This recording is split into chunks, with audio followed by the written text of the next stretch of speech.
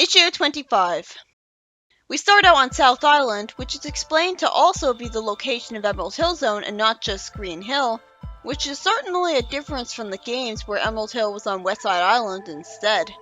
It's revealed creatively that the north part of the island is the Frozen Zone, the location of the North Cave where the pirates are going to take the emeralds that Sonic hid. I guess it makes sense that Sonic beat the pirates to this place, because Sonic is super fast after all. And he was warned about the pirates potentially doing this plan right away, which is convenient.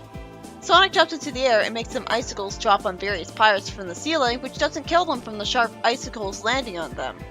And Amy is shown to have her crossbow for the first time, and she's sending an arrow at a Mobian. Definitely edgier than having a hammer, but it's also original. Tails gets grabbed by Captain Plunder because he was written to arbitrarily fly too low to the ground so that he could be useless and used as a hostage.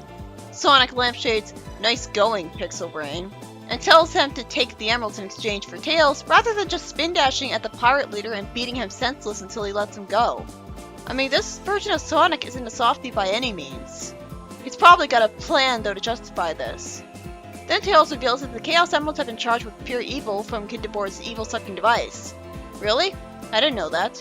I guess that might explain why the comic as a whole is darker and edgier, with Sonic being more rude and Amy having a crossbow and so on, if the literal cosmic forces of the universe are supercharged to be evil. If the Archie Sonic Chaos Emeralds had this quality, that would have actually explained why they turned people like Dimitri evil from their power for shits and giggles, and would have explained why the anti-Mobius Ring of Acorns turned anti-Amy evil and insane for no reason. The pirates grab the emeralds as the ghosts among them surrounds them with a whirlpool or something of magic, and I notice that the Fleetway emeralds look like the Time Stones or the Sonic 1 emeralds instead. That's unique. Tails reveals that the reason Sonic had kept them here was because they have to be kept cool to avoid becoming unstable. I guess Kinderborg told him to do that. Sonic and Tails go after the flying pirate ship, and Sonic reminds him to bring them in low to avoid being spotted. Again, why can't it be Tails who has the smart lines? So what if he's a kid? Sonic's just a teenager at best.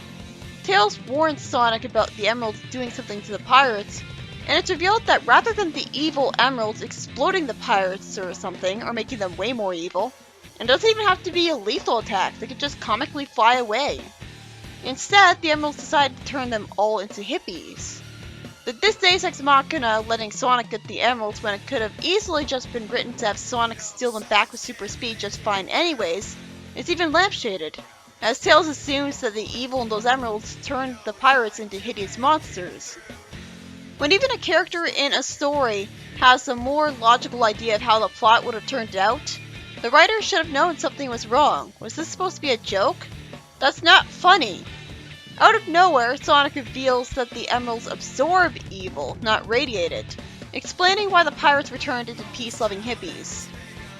First of all, this concept is completely ignored past this issue, which leads to a missed opportunity later on when someone else gets their hands on the emeralds. Also, okay, I guess that explains how Kinderborg can make a device that absorbed evil, as the emeralds sucked it up after its device made them more powerful at doing that, I guess. But if they don't radiate it, why didn't the accident of the device make him even nicer? Shouldn't the emeralds have absorbed his evil away? This concept is interesting, but the emeralds absorbing evil like pure artifacts of good doesn't blend as naturally with their names. They're the Chaos Emeralds. That's one thesaurus search away from Anarchy Emeralds. The story ends with civilians in Emerald Hill running away from an explosion caused by Metal Sonic, who's looking for Sonic. Also, the pirates being hippies is totally retconned away. In the next story, a text blurb showing outer space and a star says that if you travel light years from the Earth, you won't discover a small galaxy because it exists in a parallel dimension in a different time zone, and the whole region is made up of dark matter. That's creative. Of course, the text blurb is talking about Mobius. My time is wasted by panels and text lovingly describing Mobius and just reminding us of what we already know about it. Like, it's made up of continents and zones? You don't say! We see Market Day in one of the villages in Emerald Hill. There's more than one? How could Sonic protect more than one village at a time? And it's never mentioned again. The narration explains that hidden in one of the hill zones is Sonic's secret base. We know! And then we're shown Eggman in his classic design. That's confusing.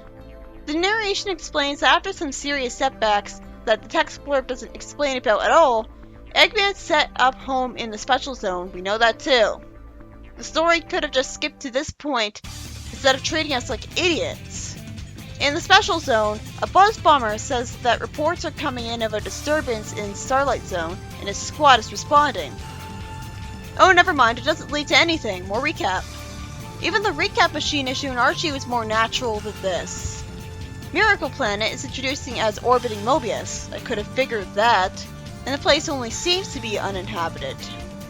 They say that they don't want to say it's definitely uninhabited because that would prevent them from revealing that it is inhabited. But it's spoiler alert, we're never going to see any people living here.